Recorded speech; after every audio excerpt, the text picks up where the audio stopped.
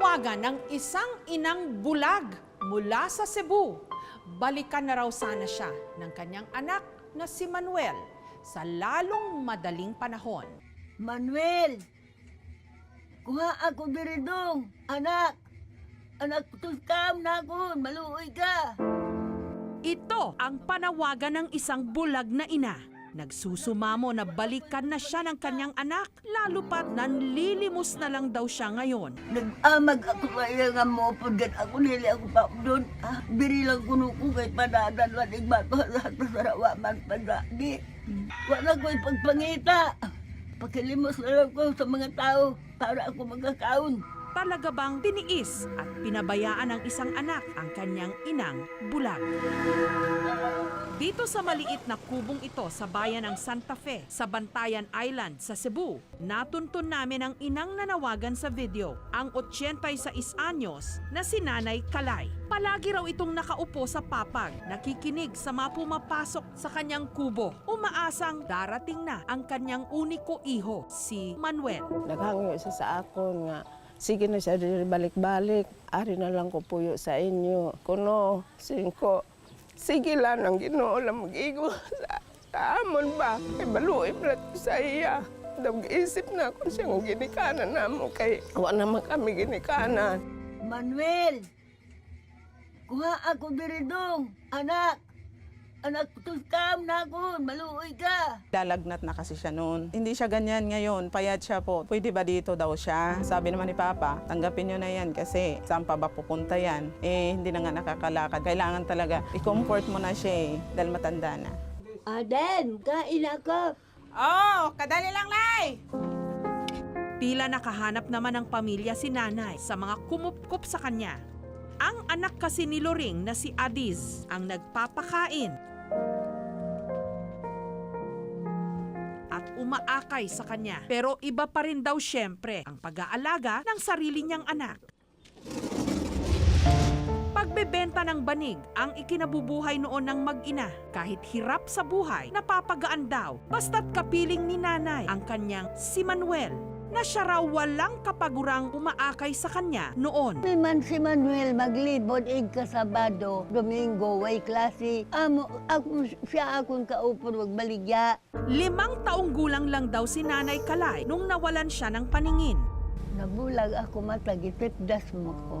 Maaga rin siyang naulila. At nung siya'y nag-25 anyos, pinagsamantalahan daw siya. At si Manuel ang naging bunga. Giadapt man kami sang dato ng doktor. Sila ang nagpadako sa akang Manuel. Dito lang ako, gipapuyo. Sila nagbatiti sang akon anak. Pero nung pumanaw ang doktor, kinailangan na daw mag-isang magbanat ng buto si Nanay para mapaaral si Manuel. Pero nung 14 anyos na raw si Manuel, hindi na raw kinaya ni Nanay na buhayin silang mag-isa. Kaya ipinaampon na lang niya si Manuel sa tiyuhin nito para rin pag-aralin siya sa Iloilo. Taong 1988, mula Iloilo, nagtungo raw ito ng Maynila. Amo to, wa naman gan siya diri magduaw pirmi ka usadaman siya nakaduaw. Kay may trabaho man kuno siya. Wa na gad makabalik. Dugay na kaayo. Simula noon, tila nagdilim pa raw lalo ang buhay ni Nanay Kalay.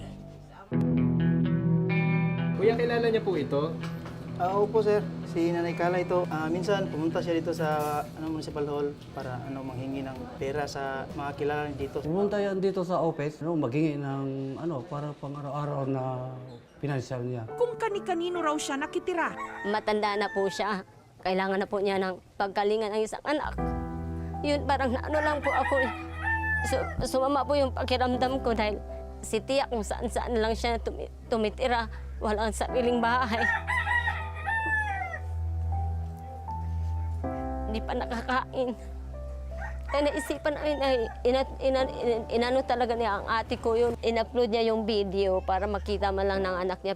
Makalipas ang 4 na taon, bumalik din naman si Manuel. Pero kasama na nito noon ang kanyang misis at mga anak.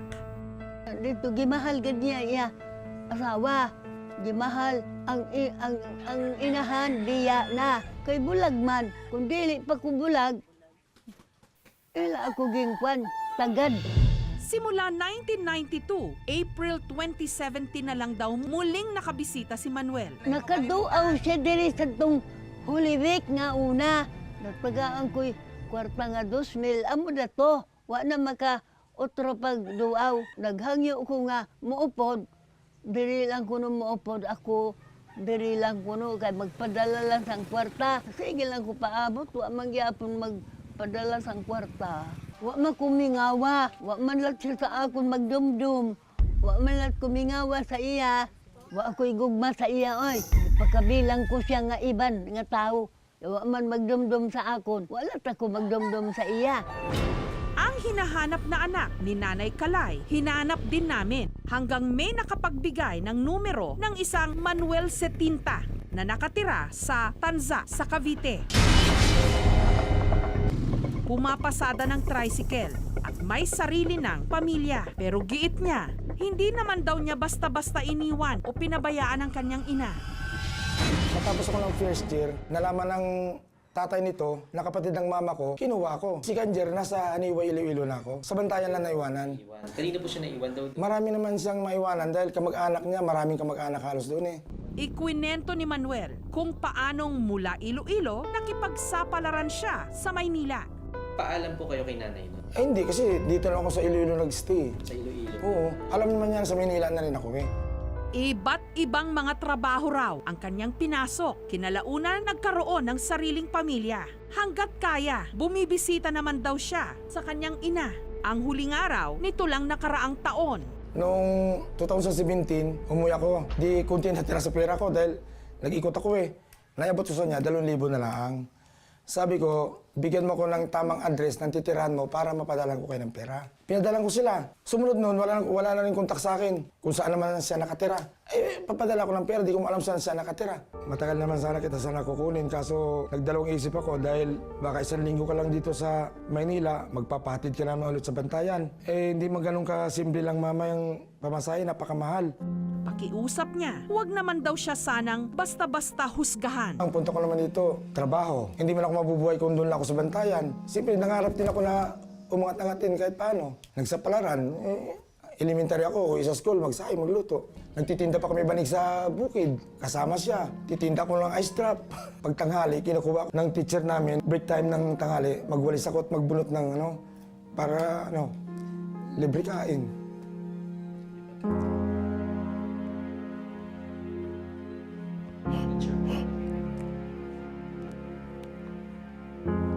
Akala kasi nila basta-basta lang mabuhay, napakahirap din. Manuel! Kuha ako diri dong, anak! Anak, tuskam na ako, maluoy ka!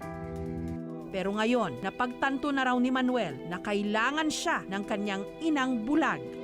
Kaya sinamahan siya ng aming team sa Bantayan, Cebu para kausapin at sana sunduin na ang kanyang ina. Ang tanong, gayong masama ang loob ni Nanay Kalay kay Manuel, sasama kaya ito sa kanya? Wa man kumingawa, wa man lat siya sa akon magdumdum, wa man lat kumingawa sa iya. Mapapatawad kaya siya nito?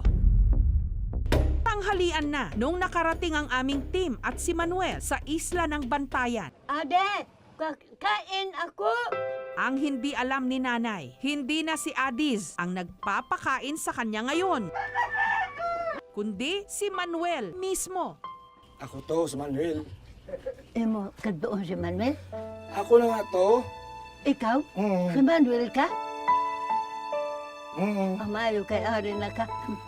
Makakaupod na ko sa imo. Sigurado ka.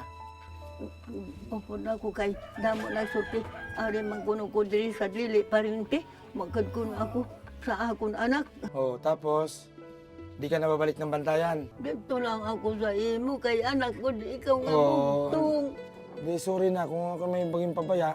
At least, magkasama na tayo ngayon. Sa akin ka na, habang buhay.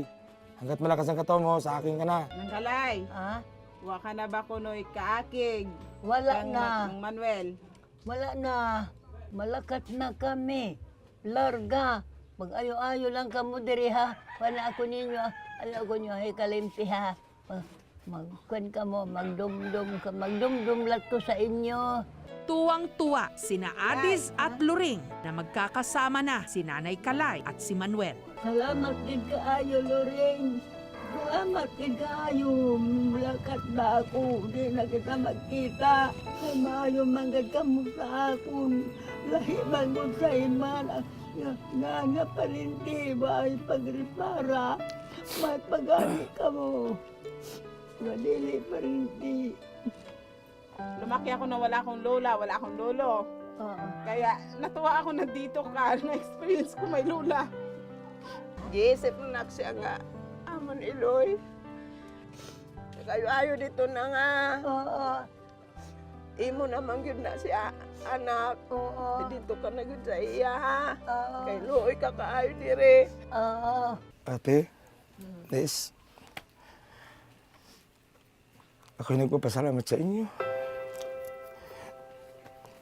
Dahil ilagaan yung mama ko.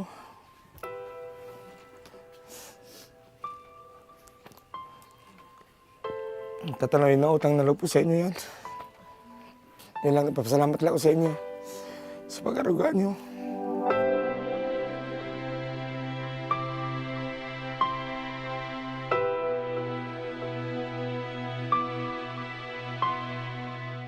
Ang kwento ni Nanay Kalay at Manuel, isa pang patunay na anumang hirap, kakayanin.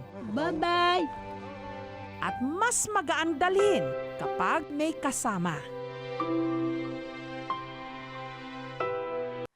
Thank you for watching mga kapuso. Kung nagustuhan niyo po ang videong ito, subscribe na sa GMA Public Affairs YouTube channel. And don't forget to hit the bell button for our latest updates.